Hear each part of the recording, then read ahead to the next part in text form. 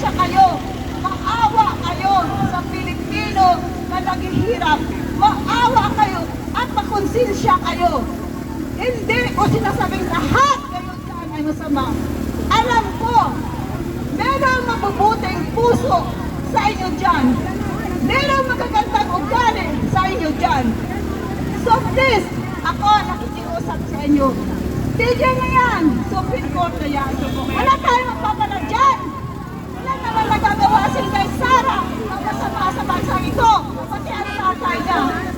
Ginagawa lang nila ang tama para sa bansa. Ginagawa nila ang tama para sa taong bayan. So tigilan nila yan. Ang kailangan natin ngayon ay magdesisyon ng tama para sa bayan, para sa lahat, para sa buong bansa.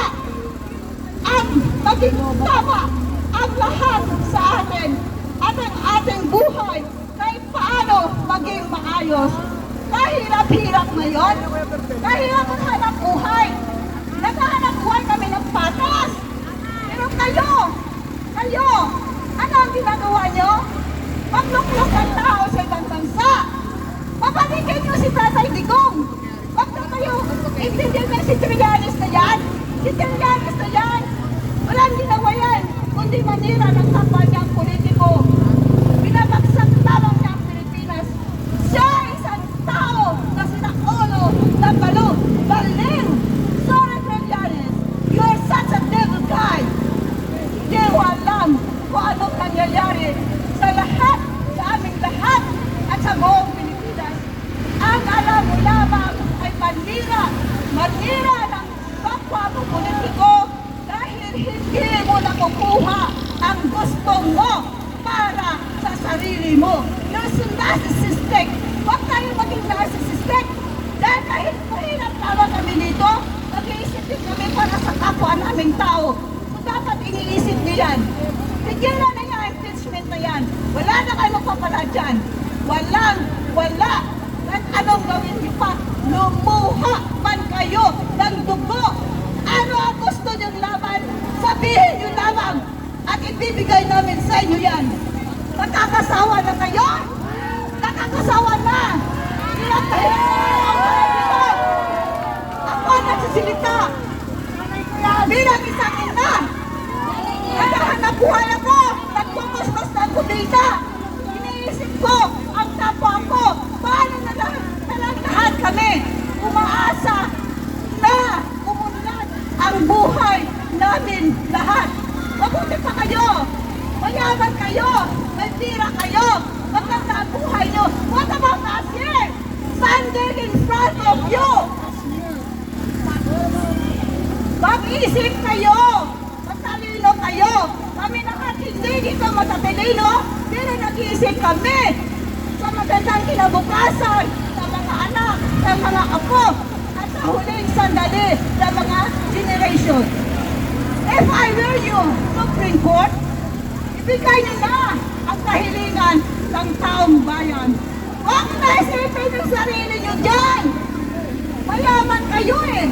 Ang isipin niyo naman ang mga tao dito! Hindi mo kayo naawa sa kanila? Isipin niyo yan!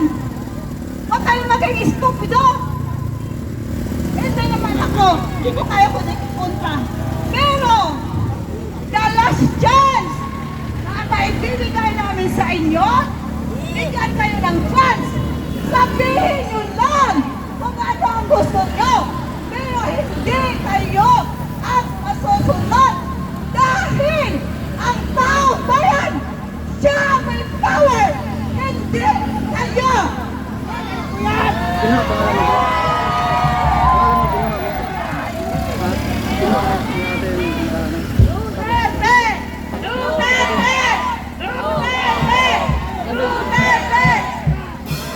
Ayan, mga mahal naming Korte Suprema.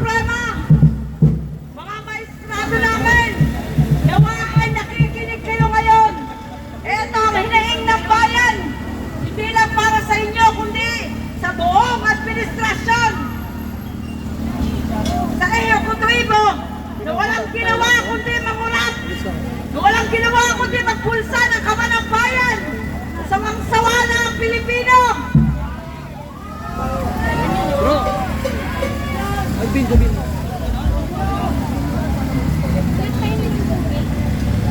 Kayo lang ang huling barahan ng bayang ito para makabalik si PRRD sapagkat detain niya doon sa Hague nang walang basihan. Isang taon na mahigit kami na binikloon sa inyo dito.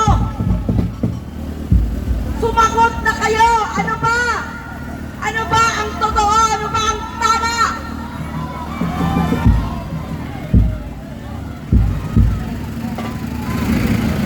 I-interpret na ninyo ang batas. Kami po dito ay humihingi lang ng inyong kasagutan sa isang taong mahigit na petisyon sa habeas corpus ni PRRD. Galawin niyo na po ang paso.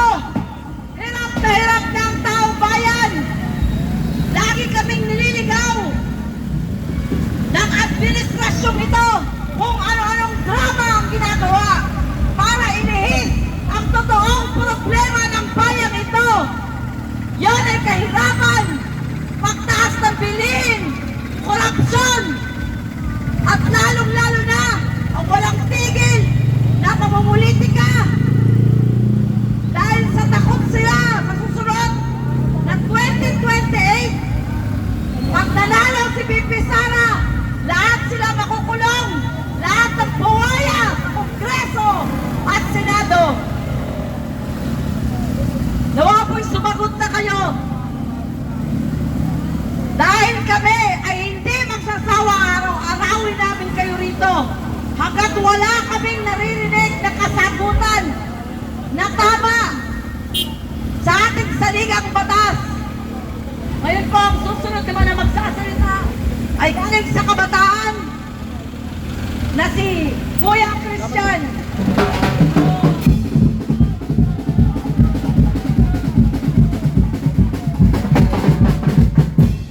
Ayun!